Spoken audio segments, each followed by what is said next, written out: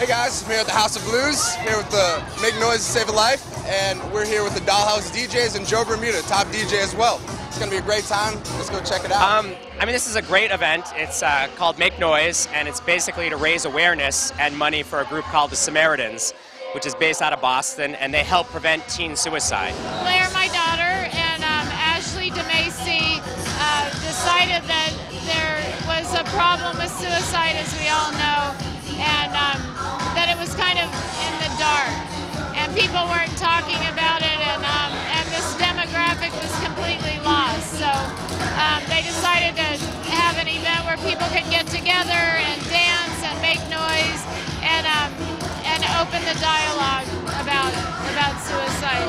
I mean, nowadays with the internet, it's so easy to bully kids, and every day in the paper you read about another kid taking his life, and it's not cool. So just trying to help out and give back, raise some money for them, and make sure these kids stay around for a while.